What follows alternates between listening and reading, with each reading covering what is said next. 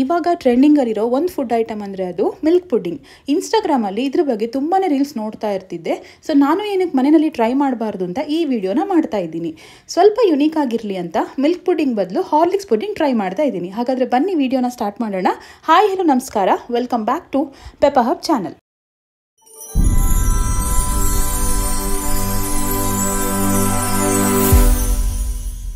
ಮೊದಲನೇದಾಗಿ ಒಂದು ವೆಸಲ್ಗೆ ಒಂದು ದೊಡ್ಡ ಕಪ್ಪಲ್ಲಿ ಹಾಲು ಹಾಕ್ಕೊಳ್ತಾ ಇದ್ದೀನಿ ನಾನು.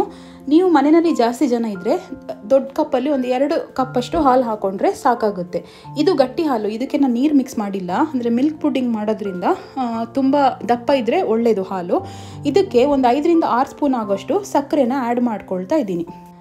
ಶುಗರ್ ಆ್ಯಡ್ ಮಾಡಾದಮೇಲೆ ಅದೇ ಕಪ್ಪಲ್ಲಿ ಒಂದು 5ರಿಂದ 6 ಸ್ಪೂನ್ ಆಗೋಷ್ಟು ಕಾರ್ನ್ಫ್ಲೋರ್ನ ಹಾಕ್ಕೊಳ್ತಾ ಇದ್ದೀನಿ. ಅಂದರೆ ನಾವಿವಾಗ ಹಾಲನ್ನ ಕಾಯಿಸ್ಕೊಳ್ಬೇಕಾದ್ರೆ ಹಾಲು ದಪ್ಪ ಆಗಬೇಕು. ಸೊ ದಪ್ಪ ಆಗೋದಕ್ಕೋಸ್ಕರ ನಾನಿಲ್ಲಿ ಕಾರ್ನ್ಫ್ಲೋರ್ನ ಹಾಕ್ಕೊಳ್ತಾ ಇದ್ದೀನಿ. ಸೊ ಇಷ್ಟನ್ನು ಹಾಕ್ಕೊಂಡು ಚೆನ್ನಾಗಿ ಮಿಕ್ಸ್ ಮಾಡ್ಕೊಳ್ತಾ ಇದ್ದೀನಿ. ಇದಿಷ್ಟು ಚೆನ್ನಾಗಿ ಮಿಕ್ಸ್ ಆದಮೇಲೆ ನಾನಿಲ್ಲಿ ಹಾರ್ಲಿಕ್ಸ್ ಪೌಡರ್ನ ಆ್ಯಡ್ ಮಾಡ್ಕೊಳ್ತಾ ಇದ್ದೀನಿ. ನೀವು ಮಿಲ್ಕ್ ಪುಡ್ಡಿಂಗ್ ಮಾಡೋದಾದರೆ ಮಿಲ್ಕ್ ಪೌಡರ್ ಬರುತ್ತಲ್ವ, ಅದನ್ನು ಒಂದು 3ರಿಂದ 4 ಸ್ಪೂನ್ ಹಾಕ್ಕೊಂಡು ಚೆನ್ನಾಗಿ ಮಿಕ್ಸ್ ಮಾಡ್ಬೋದು. ನಾನಿಲ್ಲಿ ಹಾರ್ಲಿಕ್ಸ್ ಪುಡ್ಡಿಂಗ್ ಮಾಡೋದ್ರಿಂದ ಹಾರ್ಲಿಕ್ಸ್ ಪೌಡರ್ನ ಯೂಸ್ ಮಾಡ್ಕೊಳ್ತಾ ಇದ್ದೀನಿ. ಇವಿಷ್ಟು ಚೆನ್ನಾಗಿ ಮಿಕ್ಸ್ ಆದಮೇಲೆ ಈ ಮಿಕ್ಸ್ಚರ್ ಇರೋ ವೆಸಲ್ನ ನಾನು ಗ್ಯಾಸ್ ಮೇಲೆ ಇಟ್ಕೊಂಡು ಚೆನ್ನಾಗಿ ಇದನ್ನು ಬಿಸಿ ಮಾಡ್ಕೊಳ್ತಾ ಇದ್ದೀನಿ. ಈ ಥರ ಕೈ ಆಡಿಸ್ತಾ ಇರಬೇಕು ನೀವು. ಈ ಥರ ಚೆನ್ನಾಗಿ ಮಿಕ್ಸ್ ಮಾಡಿದಾಗ ಹಾಲು ದಪ್ಪ ಆಗುತ್ತಾ ಹೋಗುತ್ತೆ. ಸೊ ಹಾಗೆ ಬಿಡಬೇಡಿ, ಸೀದೋಗೋ ಚಾನ್ಸಸ್ ಇರುತ್ತೆ. ಸೊ ಅದಕ್ಕೋಸ್ಕರ ಈ ಥರ ನೋಡಿ ಚೆನ್ನಾಗಿ ಮಿಕ್ಸ್ ಮಾಡ್ತಾನೆ ಇರಬೇಕು. ಇನ್ನು ಇದರಲ್ಲಿ ನಿಮಗೆ ಕೋಕೋನಟ್ ಮಿಲ್ಕ್ ಯೂಸ್ ಮಾಡಿ ಕೋಕೋನಟ್ ಪುಡ್ಡಿಂಗ್ ಕೂಡ ಮಾಡ್ಬೋದು. ಅಂದರೆ ನೀವು ಈಗ ಕಾಯಿ ಹಾಲು ತೆಗೆದುಬಿಟ್ಟು ಇದೇ ಪ್ರೊಸೀಜರ್ ಆಗುತ್ತೆ, ಅದರಲ್ಲೂ ಏನು ಡಿಫ್ರೆನ್ಸ್ ಇರೋಲ್ಲ. ಹಾಲು ಬದಲು ಕಾಯಿ ಹಾಲನ್ನು ಹಾಕ್ಕೊಳ್ಳೋದಷ್ಟೇ. ಸೊ ಅದು ಚೆನ್ನಾಗಿರುತ್ತೆ, ಅದನ್ನು ಬೇಕಾದ್ರೆ ನೀವು ಟ್ರೈ ಮಾಡಿ ನೋಡ್ಬೋದು. ನೋಡಿ, ಇದು ಈ ಥರ ಇಷ್ಟು ದಪ್ಪ ಆಗಬೇಕು. ಸೊ ನೀವು ಹಾಲು ಕಾಯಿಸ್ತಾ ಇಷ್ಟು ದಪ್ಪ ಆಗುತ್ತೆ, ಅದು ಈ ಥಿಕ್ನೆಸ್ ಬರಬೇಕು. ಆವಾಗಲೇ ನಮಗೆ ಪುಡ್ಡಿಂಗ್ ಚೆನ್ನಾಗಿ ಬರೋದು. ನೆಕ್ಸ್ಟ್ ಇದಕ್ಕೆ ನಾನು ಕಂಡೆನ್ಸ್ಡ್ ಮಿಲ್ಕ್ನ ಆ್ಯಡ್ ಮಾಡ್ಕೊಳ್ತಾ ಇದ್ದೀನಿ. ಅಂದರೆ ಶುಗರ್ ನಾನು ಆಲ್ರೆಡಿ ಆ್ಯಡ್ ಮಾಡಿದ್ದೀನಿ. ಸೊ ಸ್ವೀಟ್ ಆಗಿದೆ ಆಲ್ರೆಡಿ, ಬಟ್ ಇದು ಸ್ವಲ್ಪ ಟೇಸ್ಟಿಯಾಗಿರಲಿ ಅಂತ ನಾನು ಆ್ಯಡ್ ಮಾಡ್ತಾ ಇದ್ದೀನಿ. ಮನೆಯಲ್ಲಿ ಆಲ್ರೆಡಿ ಇತ್ತು ಅವೈಲೇಬಲ್. ಇದು ಮ್ಯಾಂಡೇಟರಿ ಐಟಮ್ ಏನೂ ಅಲ್ಲ, ನೀವು ಹಾಕಲೇಬೇಕು ಆ ಥರ ಏನೂ ಇಲ್ಲ. ಅವೈಲೇಬಲ್ ಇದ್ದರೆ ನಿಮಗೆ ಮನೆಯಲ್ಲಿ ಹಾಕ್ಕೊಳ್ಬೋದು. ಇದು ಆ್ಯಕ್ಚುಲಿ 15 ಡೇಸ್ ಬ್ಯಾಕ್ ತಂದಿಟ್ಟಿದ್ದು ಫ್ರಿಜ್ಜಲ್ಲಿ. ತುಂಬಾ ಗಟ್ಟಿಯಾಗಿ ಹೋಗಿದೆ ಇದು. ಸೊ ಶುಗರ್ ಆಲ್ರೆಡಿ ಜಾಸ್ತಿ ಆಗಿರೋದ್ರಿಂದ 1 ಸ್ಪೂನ್ ಅಷ್ಟೇ ಹಾಕ್ಕೊಳ್ತಾ ಇದ್ದೀನಿ. ನೀವು ಶುಗರ್ ಸ್ಕಿಪ್ ಮಾಡೋದಾದರೆ ಡೈರೆಕ್ಟ್ ಕಂಡೆನ್ಸ್ಡ್ ಮಿಲ್ಕೆ ಹಾಕ್ಕೊಳ್ಬೋದು. ಒಂದು 4ರಿಂದ 5 ಸ್ಪೂನ್ ಅಷ್ಟು ಹಾಕ್ಕೊಂಡ್ರು ಅದು ಚೆನ್ನಾಗಿರುತ್ತೆ. ನಾನಿಲ್ಲಿ ಆಲ್ರೆಡಿ ಸಕ್ಕರೆ ಹಾಕ್ಕೊಂಡಿರೋದ್ರಿಂದ ಇದನ್ನು 1 ಸ್ಪೂನ್ ಅಷ್ಟು ಹಾಕ್ಕೊಳ್ತಾ ಇದ್ದೀನಿ ಅಷ್ಟೇ. ಸೊ ಫೈನಲಾಗಿ ಇದಾಗಿದೆ. ಇಷ್ಟು ಥಿಕ್ನೆಸ್ ಬಂದರೆ ಸಾಕಾಗುತ್ತೆ. ನೆಕ್ಸ್ಟು ಇದನ್ನು 1 ಅವರ್ ಹಾಗೆ ಬಿಡಿ. ಅಂದರೆ ಇದು ಸ್ವಲ್ಪ ಆರಬೇಕು. ಬಿಸಿ ಇದೆ ಅಲ್ವಾ, ಫ್ರಿಜ್ಜಲ್ಲೆಲ್ಲ ಇಡೋಕ್ಕೆ ಹೋಗಬೇಡಿ, ಹಾಗೆ ಹೊರಗಡೆ ಇಟ್ಟರೆ ಆರುತ್ತೆ ಇದು. ಸೊ 1 ಅವರ್ ಆದಮೇಲೆ ನೋಡಿ ಈ ಥರ ಇನ್ನೂ ದಪ್ಪ ಆಗೋಗುತ್ತೆ. ಸೊ ಚೆನ್ನಾಗಿ ಅದನ್ನು ಮತ್ತೆ ಮಿಕ್ಸ್ ಮಾಡ್ಕೊಳ್ಳಿ, ಅಂದರೆ ಗಂಟೆಲ್ಲ ಇರಬಾರ್ದು. ಸೊ ಈ ಮಿಕ್ಸ್ಚರು ಸ್ಮೂತಾಗಿರಬೇಕು.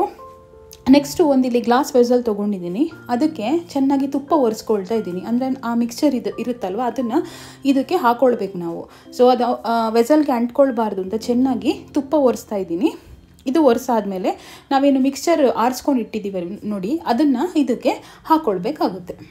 ನಾನಿದನ್ನು ಆದಷ್ಟು ಸಿಂಪಲ್ ವೇನಲ್ಲಿ ಮಾಡಿದ್ದೀನಿ. ನೀವು ಇದಕ್ಕೆ ತುಪ್ಪ ಒರೆಸ್ಕೊಂಡಾದ್ಮೇಲೆ ಬೇಸಲ್ಲಿ ಡ್ರೈ ಫ್ರೂಟ್ಸ್ ಹಾಕ್ಕೊಳ್ಬೋದು, ಅಥವಾ ಮಿಕ್ಸ್ಚರೆಲ್ಲ ಹಾಕಾದ್ಮೇಲೆ ಟಾಪಲ್ಲಿ ಕೂಡ ಹಾಕ್ಕೊಳ್ಬೋದು ಡ್ರೈ ಫ್ರೂಟ್ಸ್. ಬಾದಾಮ್ ಆಗಿರ್ಬೋದು, ಪಿಸ್ತಾ, ಇದನ್ನು ಚಿಕ್ಕದಾಗಿ ಕಟ್ ಮಾಡ್ಕೊಂಡು ಹಾಕ್ಕೊಂಡ್ರೆ ಚೆನ್ನಾಗಿರುತ್ತೆ. ಗಾರ್ನಿಷ್ಗೂ ಚೆನ್ನಾಗಿರುತ್ತೆ, ಟೇಸ್ಟಿಯಾಗೂ ಇರುತ್ತೆ. ಬಟ್ ನಾನಂದರೆ ಟ್ರೈ ಮಾಡಿ ನೋಡೋಣ ಅಂತ ಇದನ್ನು ಮಾಡ್ತಿರೋದಷ್ಟೇ. ಅಂದರೆ ತುಂಬ ರೀಲ್ಸ್ ಎಲ್ಲ ನೋಡ್ತಾ ಇದ್ದೆ ಇದ್ರ ಬಗ್ಗೆ. ಸೊ ಹೇಗಿರ್ಬೋದು, ಟೇಸ್ಟ್ ಹೇಗಿರ್ಬೋದು ಅಂತ ಇದನ್ನು ಟ್ರೈ ಮಾಡ್ತಾ ಇದ್ದೀನಿ ಅಷ್ಟೇ. ಸೊ ಫೈನಲಾಗಿ ಮಿಕ್ಸ್ಚರ್ನ ಹಾಕ್ಕೊಂಡಿದ್ದೀನಿ. ಇದನ್ನು ಮಿನಿಮಮ್ 4 to 5 hours ಫ್ರೀಸ್ ಮಾಡ್ಕೊಳ್ಬೇಕು. ಆಫ್ಟರ್ ಫ್ರೀಸಿಂಗ್ ಈ ಥರ ಇದೆ ನೋಡಿ, ಪ್ಲಂಪಿಯಾಗಿ ಬಂದಿದೆ. ಸೊ ಇದನ್ನು ಒಂದು ಪ್ಲೇಟ್ಗೆ ಶಿಫ್ಟ್ ಮಾಡ್ಕೊಳ್ತಾ ಇದ್ದೀನಿ. ಅಂದರೆ ಇದನ್ನು ಸ್ಲೈಸಸ್ ಆಗಿ ಮಾಡಬೇಕು, ಅದಕ್ಕೋಸ್ಕರ ಪ್ಲೇಟ್ಗೆ ಟ್ರಾನ್ಸ್ಫರ್ ಮಾಡ್ಕೊಳ್ತಾ ಇದ್ದೀನಿ.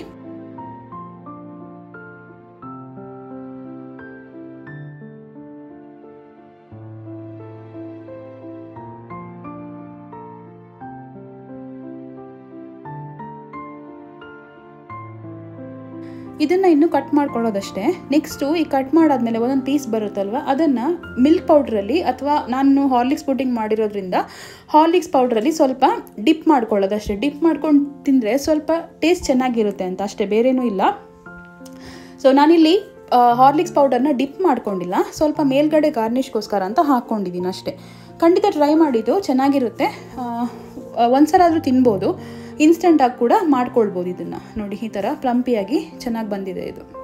ಸೊ ಹಾಗೇನೆ ಟಾಟಾ ಬಾಬಾಯ್ ಅಂತ ಹೇಳ್ತಾ ಈ ವ್ಲಾಗ್ನ ಇಲ್ಲಿಗೆ ಎಂಡ್ ಮಾಡ್ತಾ ಇದ್ದೀನಿ. ಹೊಸ ವೀಡಿಯೋಸ್ ಜೊತೆ ನಾನು ನಿಮಗೆ ಮತ್ತೆ ಸಿಗ್ತಾ ಇರ್ತೀನಿ. ಯಾರೆಲ್ಲ ನನ್ನ ಚಾನಲ್ನ ಫಸ್ಟ್ ಟೈಮ್ ನೋಡ್ತಾ ಇದ್ದೀರಾ ದಯವಿಟ್ಟು ಸಬ್ಸ್ಕ್ರೈಬ್ ಮಾಡಿ. ಹಾಗೇನೆ ನಮ್ಮ ಇನ್ಸ್ಟಾಗ್ರಾಮ್ ಫೇಸ್ಬುಕ್ ಅಕೌಂಟ್ ಕೂಡ ಫಾಲೋ ಮಾಡೋದನ್ನು ಮರಿಬೇಡಿ. ಟಿಲ್ ದೆನ್ ಟೇಕ್ ಕೇರ್, ಬಾಯ್.